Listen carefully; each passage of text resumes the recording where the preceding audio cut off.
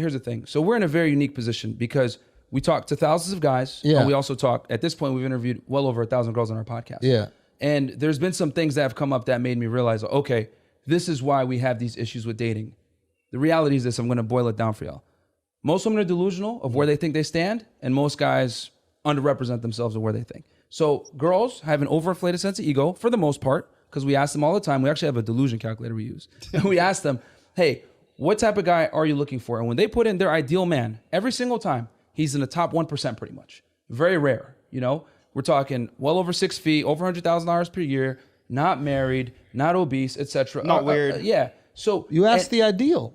no, of course, but they all think that they deserve that as well, is what I'm trying to say. They say that's what they want, and they feel that they deserve it as well. Don't you guys right? think you deserve your preferences? Yeah. No. Here's Bob. Go ahead. See what you just did there? That is the hallmark of a feminine mind. Well, what about you guys? Don't you think you deserve this? Don't you think you deserve the best of the best? Right? That's not who we're talking about, Akesh. We're talking about women right now. Hold that question for afterwards, and we'll address that. But to throw that out there immediately is in the hope that I hope she sees this, bro. I hope your wife heard that, because that's really what that's about. That's almost a subconscious reflexive action on beta male white knight guys. But these girls are not necessarily in a position to demand that kind of man when there's not enough of these guys to go around. You get what I'm saying?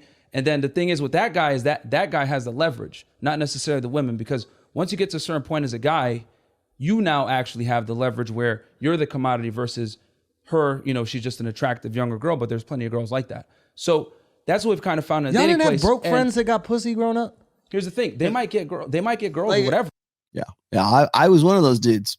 I got pussy a lot when I didn't have any money. In fact, I would say probably 90% of my 40 plus notch count. Yeah, it was only 40. Sorry. I guess I'm not a man whore, the man whore you thought I was. But about 90% of those was when I had like 2 nickels to rub together. I was a professional musician in Hollywood at the time, right? Yeah, you don't need money to get laid. In fact, that right there is a really good argument for the alpha fucks or alpha seed side of hypergamy that they simply want to avoid right now. What I think Myron should have said right here is that he should have said men must become and women just are, because that would have forced these guys into like considering the fact, especially like Akesh or actually they're both married, so both of them, it would have forced them into the self-realization of the fact that they're in marriages right now as a result of exactly that. They don't just pedestalize their wives or their girlfriends, they pedestalize all of womankind. As I said before, it's the wonderful women are wonderful effect. So to put men in the primary position of being powerful, being an authority, as I keep saying, giving men authority is like heresy to the gynocentric social order. To even presume, to even say, hey, maybe men should have some more authority. You go to jail, go directly to jail. Let's hang this guy. In some cases, that's what happens. A woke mob comes after you. But these guys bristle at that. I could just see in the body language of Akesh here that Akash, whatever. I see that in the body language and of course the reflexive responses, which is exactly what I would expect from a guy like that. It's, oh, well, what about men do it too? What about guys? We're not talking about guys, young lady. We're talking about men. Quiet woman. Men are speaking. That's really what it comes down to. So, I'm going to end it here at the 35 mark because I got one more little point that I want to make. This is really great. I could go on for probably another 2 hours, but I'm already over time right now. But I'm not going for 4. So let's finish this out. But I wanted to point that out is because they'll agree. Men need to take responsibility. Men need to be better. It's a burden of performance. I have yet to hear a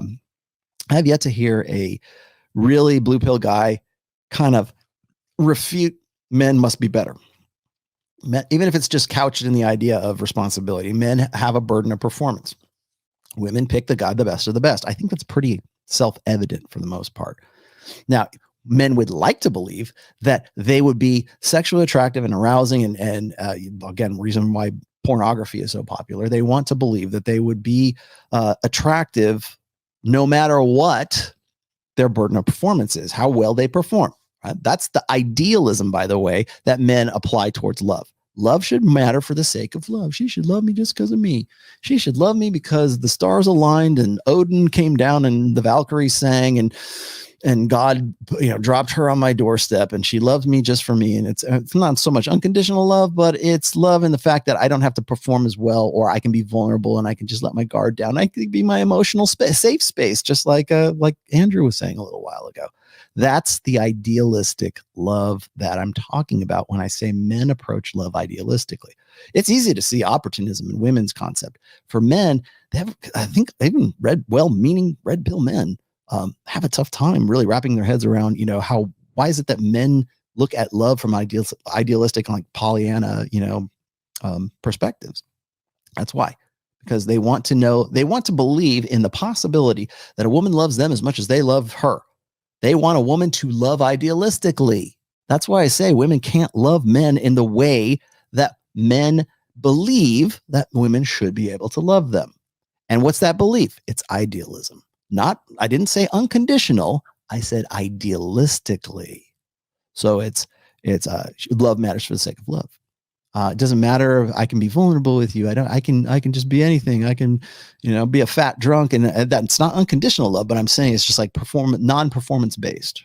So I can let my guard down. I can be vulnerable with her. I can cry at, when I watch Titanic or whatever it is, and she's still going to have the same amount of love and respect for me and want to bang me that much more because I'm vulnerable and I wear my emotions on my sleeve. Like that there's, especially extremely blue pill guys believe that is like part of their game. Like, well, she wants to see this emotion. I should cry a little bit. Learn how to cry on demand. She'll appreciate that. No, she'll think you're a blubbering pussy is what she'll think. She certainly wouldn't want to fuck you. She wants to fuck Jason Momoa because he's big and strong and takes control and pins her down to the bed and puts a foot on her head when he bangs her from behind. That's 50 Shades of Grey sex. That's what that is. Jason Momoa and those guys, they don't, that archetype doesn't cry while he's, pinning you to the bed, ladies. We know that. But that's the idea is, well, it doesn't matter if my performance isn't up to snuff. She's going to love me no matter what. I want her to love me as much as I love her. That's the idealism I'm talking about. But are they going to be able to keep them? Are they going to be able to consistently maintain We had them? a friend he was my roommate. He would walk out of the house every day with an old hoodie with a mustard stain on it. And the guy got tons of pussy. And why is that? Because he had game? Because he learned, somebody taught him something? Again, this is anecdotal. What I think is funny is he just used an anecdote. His friend walked out. He got laid. We had a friend who got laid all the time. He walked out. He was a slob. He had a mustard stain on his hoodie and blah, blah. And he got laid like tile, right? How is that any different? How is that any different than saying, well, all the girls that are in Miami are just ratchet ass bitches and we can't use them as the global anecdote for how women are supposed to be. He's guilty of exactly the same fucking thing. He doesn't realize, completely out of his head, because it doesn't apply. It's not complimentary, or it's not flattering towards women. That's why he just made exactly the same thing. The anecdote. Well, you're only using this subset of women in Miami and they're all ratchet ass bitches. That's not everybody else. Well, guess what?